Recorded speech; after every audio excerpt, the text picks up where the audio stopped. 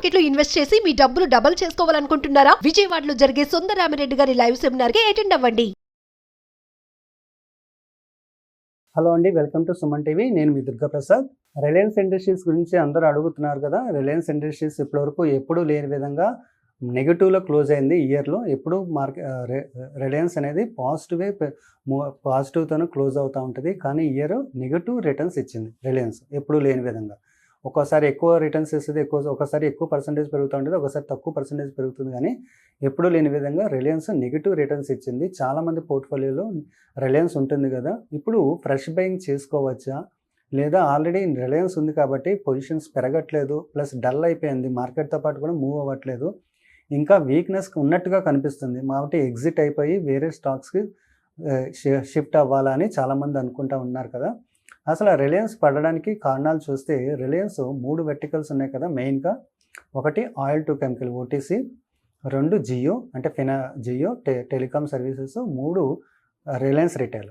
ఈ 3 వర్టికల్స్లోనూ negative development జరిగినాయి రీసెంట్గా. ఒకటి ఆయిల్ టు కెమికల్ అని చూస్తే oil to chemical government wind fall tax వేసింది ఒకటి. అలాగే వార్ సిచ్యువేషన్స్ వల్ల మీకు ఇన్సూరెన్స్ అనేది బాగా ఎక్కువ పే చేయాల్సి వచ్చింది కంపెనీస్, ఎందుకంటే వార్ టైంలో షిప్పింగ్కి ఇన్సూరెన్స్ అనేది చాలా ఎక్కువ ఉంటుంది, అది చాలా బర్డెన్ అయింది. థర్డ్ రీజను సింగపూర్ జిఆర్ఎం ఉంటుంది కదా, సింగపూర్ గ్రాస్ రిఫైనరీ మార్జిన్స్. మన companies petrol companies refinery margins మన సింగపూర్ జిఆర్ఎంతో చూసుకుంటాము. సింగపూర్ జిఆర్ఎం అనేది ఎప్పుడు లేని విధంగా 2.5 బ్యారెల్ పడిపోయింది. అంటే లీస్ట్ రిఫైనరీ మార్జిన్స్ పెద్దగా రావట్లేదు. ఇప్పటి వరకు 7-8 బ్యారెల్ ఉండేదల్లా ఇప్పుడు 2.5 అయిపోయింది. అంటే రిఫైనరీ మార్జిన్ తగ్గిపోతుందని మనకు క్లియర్గా తెలుస్తుంది. అలాగే ట్రాన్స్పోర్ట్ ఇన్సూరెన్స్ కాస్ట్ పెరిగిపోయింది. గవర్నమెంట్ విండ్ ఫాల్ ట్యాక్స్ వేసింది, అంటే మొన్నటి వరకు అబాలిష్ చేసింది. అంతకుముందు పెట్రోల్ ప్రైజెస్ పెరుగుతున్నాయి కాబట్టి ఎక్స్పోర్ట్స్ మీద విండ్ ఫాల్ ట్యాక్స్ వేసింది. అంటే ఆయిల్ టు కెమికల్లో వరుస పెట్టి నెగిటివ్ న్యూస్లు జరిగింది. అలాగే టెలికామ్కి వచ్చామంటే టెలికామ్లో మనం చూసాం కదా, వీళ్ళు ఎప్పుడైతే టారిఫ్ హైక్ చేశారో కొంత 30 lakhs 35 lakhs వరకు సబ్స్క్రైబర్స్ బిఎస్ఎన్ఎల్కి మూవ్ అయ్యారు. నెక్స్ట్ మంత్ కూడా అలాగే అయింది. కాకపోతే లాస్ట్ మంత్ అంటే సెప్టెంబర్ దాన్ని మనం లెక్కలో తీసుకోకూడదు, ఎందుకంటే సెప్టెంబర్ మంత్లో ఏంటంటే వీళ్ళు ఇన్యాక్టివ్గా ఉన్న యూజర్స్ని రిమూవ్ చేశారు. దానివల్ల మీకు సెప్టెంబర్ కూడా యూజర్ బేస్ బాగా తగ్గినట్టు ఉంటుంది. కానీ 1 month ఏంటంటే ఆల్మోస్ట్ 1 crore దాకా సబ్స్క్రైబర్స్ని లూజ్ అయింది. అంటే ఎప్పుడూ లేని విధంగా జియో చూసారంటే జియో వచ్చినప్పటి నుండి ప్రతి మంత్ కంటిన్యూస్గా సబ్స్క్రైబర్స్ని పెంచుకుంటూ వెళ్ళింది. ఫస్ట్ టైము టారిఫ్ హైక్ చేసిన తర్వాత సబ్స్క్రైబర్స్ని కొద్దిగా లూజ్ అవుతుంది. అలాగే ఎలాన్ మస్క్ది ఒకటి ఉంది కదా, స్పేస్ ఎక్స్ వస్తుంది, నెట్ని హై స్పీడ్ నెట్ ప్రొవైడ్ చేస్తారు, అది ఆల్మోస్ట్ గవర్నమెంట్ కూడా పర్మిషన్ ఇవ్వచ్చు అని చెప్తున్నారు. దానివల్ల కూడా రిలయన్స్ చాలా వరకు అది కూడా ఒక రీజన్. కాకపోతే స్పేస్ ఎక్స్ అనేది ఓన్లీ సెంటిమెంట్తో మార్కెట్ ఫీల్ అవుతుంది, కానీ పెద్దగా రియాలిటీలో అంతగా స్టాక్కి అంతగా ఇంపాక్ట్ చేయకపోవచ్చు. ఎందుకంటే స్పేస్ ఎక్స్ అంటే ఏదైతే టెస్లా స్పేస్ ఎక్స్ ఉందో అవి టారిఫ్ అనేది చాలా టూ మచ్గా ఉంటుంది.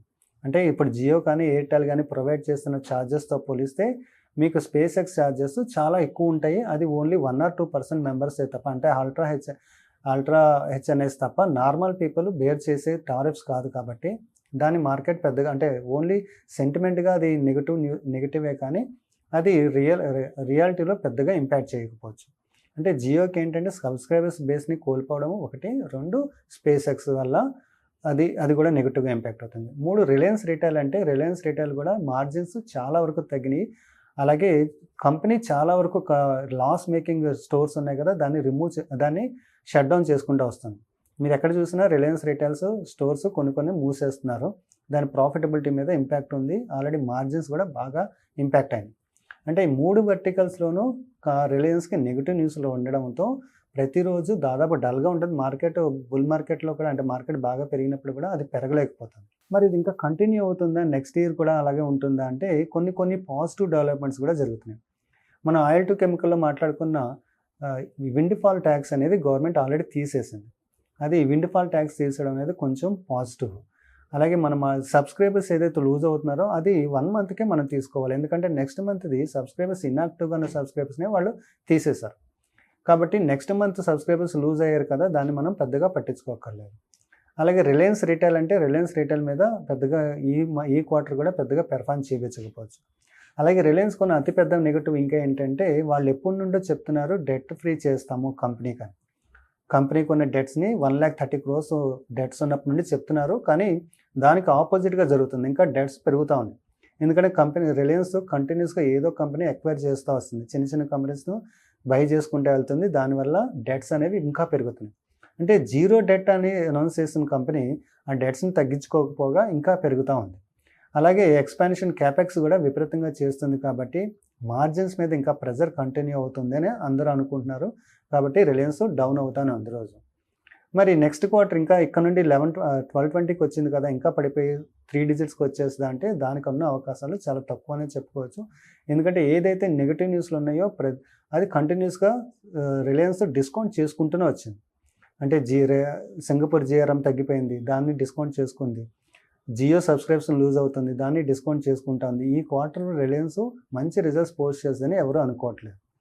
అలాగే ఇప్పుడు వరకు ఫ్యూచర్లో ఉన్న మోస్ట్ అవైటెడ్ న్యూస్ ఏంటి అంటే రిలయన్స్ డీమర్జ్ చేయాలనుకుంటుంది కదా, వాళ్ళు 5 years నుండి రిలయన్స్ని డీమర్జ్ చేయాలనుకుంటున్నారు. జియో కింద, రిలయన్స్ రిటైల్ కింద, ఆయిల్ టు కెమికల్ కింద. అది ఖచ్చితంగా చేసి తీరాలి. ఎందుకంటే చాలా వరకు ఇన్వెస్ట్మెంట్స్ ఫండ్స్ ఉన్నాయి కదా, కేకేఆర్ ఇన్వెస్ట్మెంట్స్, సెల్వల్ అయిన అబుదాబి ఇన్వెస్ట్మెంట్స్, వీళ్ళందరూ ఓన్లీ కొన్ని సెగ్మెంట్స్లోనే ఇన్వెస్ట్ చేస్తారు. అంటే కొన్ని రిలయన్స్ రిటైల్లో చేశారు, కొంతమంది రిలయన్స్ జియోలో ఇన్వెస్ట్ చేశారు. అంటే అందరూ కలిపి రిలయన్స్లో ఇన్వెస్ట్ చేయలేదు. వాళ్ళకి వాల్యూ తెలియాలి కాబట్టి, వాల్యూ అన్లాక్ చేయాలి కాబట్టి at any cost very near ఫ్యూచర్లో మోస్ట్లీ రిలయన్స్ జియో అనేది నెక్స్ట్ ఇయర్ 2025 మార్చి ఏప్రిల్లో డీమర్జ్ అవుద్ది అంటున్నారు. అది డీమర్జ్ అయిన తర్వాత రిలయన్స్ రిటైల్ కూడా డీమర్జ్ చేస్తారు. ఎప్పుడైతే డీమర్జ్ చేస్తారో ఆటోమేటిక్గా వాల్యూ అనేది అన్లాక్ అవుతుంది. అంటే మనకి ఫ్యూచర్లో ఒక పాజిటివ్ న్యూస్ ఏంటంటే వాల్యూ అన్లాక్ అవుతుంది. అలాగే సింగపూర్ జిఆర్ఎం అనేది లీస్ట్కి వచ్చింది, 2.5 barrel అనేది లీస్ట్. ఎందుకంటే జిఆర్ఎం అనేది డౌన్ అవ్వకపోవచ్చు, జిఆర్ఎం నియర్ ఫ్యూచర్లో పెరుగుతుంది అని మార్కెట్ ఎక్స్పెక్ట్ చేస్తుంది. కాబట్టి ఏదో ఆయిల్ టు ఓటీసీ కొన్ని నెగిటివ్ న్యూస్ కూడా కొద్దిగా అది ఓవర్కమ్ అవ్వచ్చు. అలాగే టెలికాం సబ్స్క్రైబర్స్ అనేది ఓన్లీ 1-2 months షాకే తప్ప అది నెక్స్ట్ టైంలో పెద్దగా తగ్గకపోవచ్చు. ఇప్పుడు కూడా వాళ్ళు 40% మార్కెట్ షేర్తో ఉన్నారు. మన వాల్యుయేషన్స్ ప్రకారం చూసుకుంటే మీకు 24-23 PE అనేది చాలా ఎక్స్పెన్సివ్ PEగా కనిపిస్తుంది. కానీ ఇప్పుడు భారతీ ఎయిర్టెల్ చూసుకుంటే దాదాపు 10 lakhs crores క్యాపిటలేషన్ ఉంది. రిలయన్స్ 3 కలిపి కూడా 16 lakhs crores ఉంది. కాబట్టి వాల్యూ పరంగా చూస్తే ఒకవేళ జియోని కానీ డీమర్జ్ చేసి రిలయన్స్ రిటైల్ని డీమర్జ్ చేస్తే మాత్రం వాల్యూ అయితే అన్లాక్ అవుతుంది, ఇక్కడ నుండి పెరగడానికి ఛాన్స్ ఉంటుంది. అది ఈక్విటీ ప్లేయర్స్ అంటే మాత్రం డీమర్జ్ చేసే వరకు వెయిట్ చేయగలిగితే బై చేసుకోవచ్చు, కొత్తగా బై చేసేవాళ్ళు. అలా అని ఇప్పుడు విపరీతంగా పెరిగిపోద్దంటే ప్రజెంట్ మార్కెట్ అంటే కంపెనీ ఫండమెంటల్ అంటే కంపెనీ పెర్ఫార్మెన్స్ విపరీతంగా డ్రైవ్ చేసేవి ఏమీ లేవు కాబట్టి కొన్నాళ్ళు సబ్డ్యూడ్గానే ఉండొచ్చు. దీని తర్వాత మెల్లిమెల్లిగా ఎప్పుడైతే డీమర్జ్ న్యూస్ల దగ్గరికి వచ్చినాయో ఆ టైంలో బాగా పెరిగే ఛాన్స్ ఉంది. ఫీచర్స్ అండ్ ఆప్షన్స్లో కొత్తగా బై చేద్దామా ఫీచర్స్ అంటే రిలయన్స్ ఫీచర్ కనుక మనం బై చేస్తే రిలయన్స్లో ఉన్న అడ్వాంటేజ్ ఏంటంటే ఇది లో బీటా స్టాక్ కాబట్టి మనకి 3 months వరకు ఆప్షన్స్ యాక్టివ్గా ఉంటాయి. 3rd month పుట్టు కూడా మనకి చాలా తక్కువలో 33-34లో ట్రేడ్ అవుతుంది, 1200 పుట్టు. ఒకవేళ ఫ్యూచర్లో బై చేయాలి అనుకుంటే ఫ్యూచర్ బై చేసి 3rd month పుట్టు తీసుకుంటే రిస్క్ అనేది చాలా తక్కువ ఉంటుంది. ఆబ్వియస్లీ మనం కాల్ని సెల్ చేసుకోవచ్చు, ఓటీఎం కాల్ని. కాబట్టి ఈక్విటీ ప్లేయర్స్ అయితే వెంటనే పెరగకపోవచ్చు, ఇమీడియట్ స్పట్ అయితే రాకపోవచ్చు. కాబట్టి ఆల్రెడీ 25% కరెక్షన్ అయ్యింది. రిలయన్స్ బోనస్ అనౌన్స్ చేసిన తర్వాత బాగా పెరుగుద్ది అనుకున్నారు కానీ బోనస్ అనౌన్స్ చేసిన తర్వాత కూడా ఇంకా 20% దాకా పడింది. కాబట్టి డౌన్ సైడ్ రిస్క్ అనేది కొంచెం తక్కువే ఉంది. ఏదైతే నెగిటివ్ న్యూస్లు ఉన్నాయో డిస్కౌంట్ చేసుకుంటే వెళ్తుంది కాబట్టి 4 digits లోపల 3 digitsకి వస్తుంది అనే అవకాశం అయితే చాలా చాలా తక్కువ ఉంది. ఎవరైతే లాంగ్ టర్మ్ కోసం హోల్డ్ చేస్తున్నారో డీమర్జ్ వరకు వెయిట్ చేయగలుగుతున్నారు అనే వాళ్ళకి ఈక్విటీ బై చేసుకోవచ్చు. అలాగే ఫ్యూచర్ బై చేద్దాం అనుకున్న వాళ్ళు 3rd month ఆప్షన్తో అయితే బై చేయొచ్చు. అలాగే 30-40 రూపీస్ పడిపోయింది అనుకోండి, దాన్ని అక్కడ నుండి క్లోజ్ చేసుకొని కింద స్ట్రైక్ ప్రైస్తో మనం షిఫ్ట్ చేసుకుంటే మనకి మంచి ఎగ్జిట్ వచ్చే అవకాశం ఉంది. Thank you.